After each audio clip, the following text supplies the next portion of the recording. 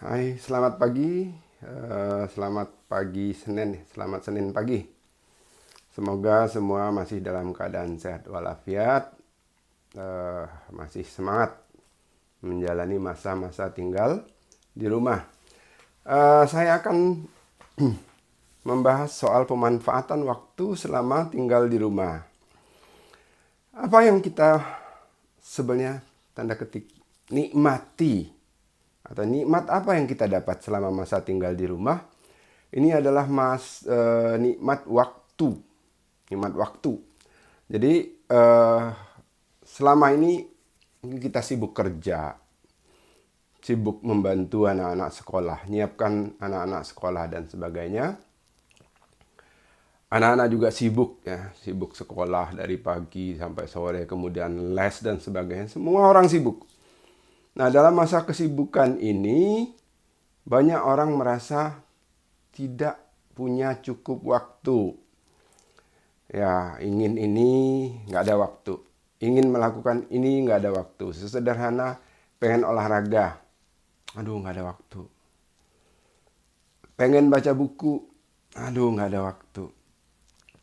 Pengen belajar ini nggak ada waktu. Pengen belajar jahit, pengen belajar merajut, pengen belajar masak, pengen belajar programming, pengen belajar satu bahasa. Semua terkendala oleh waktu. Atau yang pengen beribadah, ya pengen banyak-banyak zikir dan sebagainya. Semua terkendala oleh waktu. Dan sekarang tiba-tiba waktu itu diberikan kepada kita, bro. Ini banyak waktu. Orang-orang yang memang tidak punya keinginan kuat, walaupun dia punya waktu, akhirnya dia tidak akan melaksanakan apa yang diangan-angankan ketika dia sibuk.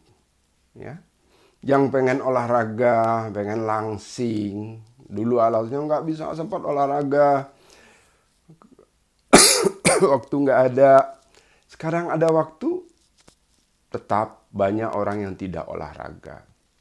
Yang ingin baca buku, ya, sekarang ada waktu, tetap tidak membaca buku. Yang dulu ngakunya pengen belajar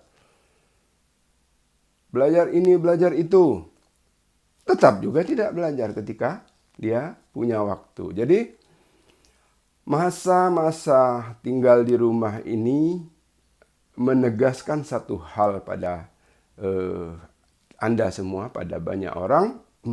Apakah Anda itu benar-benar menginginkan sesuatu selama ini atau tidak? Cuman basa-basi di mulut aja. Ini terbukti sekarang.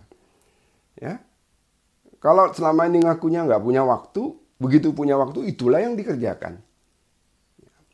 Orang yang ngakunya nggak punya waktu, saya karena nggak olahraga karena nggak punya waktu, begitu punya waktu itulah yang dikerjakan. Nah, kalau tidak dikerjakan artinya sebenarnya orang bukan tidak punya waktu, tapi tidak punya tujuan. Ya, tidak punya tujuan. Jadi keinginan dan tujuan itu dua hal yang berbeda. Keinginan tuh mirip-mirip Doraemon gitu. Aku ingin begini, aku ingin begitu, mirip Nobita ya. Keinginan sederhana, bukan sederhana, gampang diucapkan. Aku ingin begitu, ingin begini. Dan maunya lagi itu terwujud dengan gampang. Pakai kantong ajaibnya Doraemon. Itu bukan keinginan namanya. Tujuan itu adalah sesuatu yang benar-benar kita inginkan. Kita mau bertarung untuk mendapatkannya. Dan kita mau mengorbankan sesuatu untuk mendapatkannya. Dan sebenarnya orang yang punya keinginan, ya, tidak diberi waktu banyak, waktu seabrek seperti sekarang masa work from home atau masa harus tinggal di rumah. Ini pun dia bisa mengatur waktunya untuk mewujudkan keinginannya. Itu orang yang punya keinginan. Make time. Jadi sebenarnya nggak ada istilah saya tidak punya waktu, itu nggak ada. Make time. Kalau itu memang tujuan kita akan menciptakan waktunya, membuat waktunya. Ya, tapi bagi orang yang tidak punya tujuan tadi, hanya ingin tadi, orang punya keinginan itu sekadar dia ingin tadi, dia tidak mencadangkan energinya untuk mewujudkannya, dia tidak mencadangkan waktunya untuk mewujudkannya. Nah, inilah saat Anda itu menguji diri Anda tuh punya keinginan atau sekadar punya kemauan ala Nobita. Ini terbukti sekarang. Ya, kalau misalnya memang pengen langsing, itu memang pengen olahraga sekarang sekencang-kencangnya olahraga. Waktu tersedia banyak. Kalau ingin belajar bahasa Jerman, bahasa Jepang, memang ingin betul-betul ingin sampai bisa, inilah waktunya sekarang. Ingin belajar nulis, inilah waktunya sekarang. Ya, jadi kalau misalnya enggak dilakukan juga, berarti memang itu bukan tujuan Anda. Nah, saya sering menjelaskan, ada tujuan, ya. Tujuan itu dipecah-pecah menjadi rencana. Ya. Rencana aksi apa yang harus dicapai untuk aksi apa yang harus dilakukan untuk mencapai tujuan. Itu sering saya sampaikan. Orang punya tujuan, ya, artinya dia harus punya rencana. Ya. Tujuan hanya bisa dicapai dengan tindakan, dan tindakan itu direncanakan. Tidak ada tindakan random membawa kita pada tercapainya satu tujuan. Jadi tindakan direncanakan, susun rencana, berdisiplinlah melakukan rencana itu. Masa-masa liburan dalam tanda petik ini, masa yang paling berharga, sangat berharga. Ini mungkin tidak akan pernah datang lagi dalam hidup kita. Ya, inilah kesempatan Anda untuk melakukan apapun. Ya, jadi caranya bagaimana? Susun tetapkan target, susun rencana, jalani rencana itu dengan disiplin tanpa menunda. Oh, sudah waktunya saya melakukan ini, kerjakan sampai pada jadwal tertentu. Ya, misalnya jam 7 sampai jam 9 saya harus mengerjakan ini. Nah, setelah itu Anda mau santai silakan. Ini bukan berarti kita harus menekan diri dengan kegiatan dengan jadwal yang ketat, yang berat. Tidak. Ini justru waktu kita untuk rileks, waktu kita untuk istirahat, ya istirahatlah. Tapi masa istirahat selama berbulan-bulan tanpa melakukan sesuatu? Manfaatkan ini untuk melakukan sesuatu yang selama ini Anda impikan. Ya, jadi tetapkan jadwalnya, disiplin mengikuti jadwal itu. Nah, penyakit selama terjadwal itu apa? Kita punya jadwal, menunda, antar aja, habis ini aja, ini dulu aja. Nah, itu berbahaya. Jadi tetapkan jadwal, disiplin mengikuti jadwal itu, tetapkan target, ya. Bersihkan pikiran, kuatkan keinginan, saya harus mencapai apa yang saya inginkan, Anda akan mencapainya. Jadi jangan menunda, kuncinya itu aja, jangan menunda, kerjakan sekarang. Ya. Selesaikan sekarang, kerjakan sekarang, selesaikan sekarang, dapatkan hasilnya sekarang. Jadi mencapai tujuan itu dengan tindakan. Tentu saja tindakan tidak cukup. Tindakan yang ada hasilnya. Ya, tetapkan tindakan apa yang harus dilakukan, tetapkan target hasilnya, ya, kemudian eksekusi, dapatkan target itu. Eksekusi itu artinya eksekusi sampai Anda dapatkan target hasilnya. Ya. Begitu dapat target hasilnya, baru kita sebut kita sudah mengeksekusinya. Kalau cuma sekedar melakukan tindakan tanpa mencapai target hasilnya, itu tidak kita sebut melakukan tindakan. Nah, ini penting, ya, untuk diri kita, untuk anak-anak kita.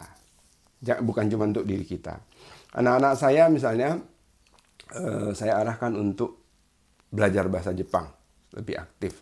Tadinya ya saya tidak dorong begitu kuat, ya sekadarnya saja. Karena apa? Mereka udah sibuk di sekolah, sibuk les, PR banyak dan sebagainya. Sekarang nganggur, ya. Mereka boleh main game, mereka boleh nonton TV, tapi setidaknya 3 jam sehari saya jatah untuk belajar bahasa Jepang, saya bimbing. Ya, dalam hal ini tentu saja untuk khusus anak, kita juga harus mendorong anak sama seperti tadi, buat jadwal, kerjakan, ya, target hasilnya ada, dan kita bimbing. Jangan sekedar itu kerjakan itu, kamu itu sana tunjuk-tunjuk, enggak jadi. Ya, kita dampingi, kita bimbing, kita juga tertib disiplin bersama anak-anak, memastikan mereka melakukan sesuatu, memastikan mereka mencapai target yang ingin dicapai.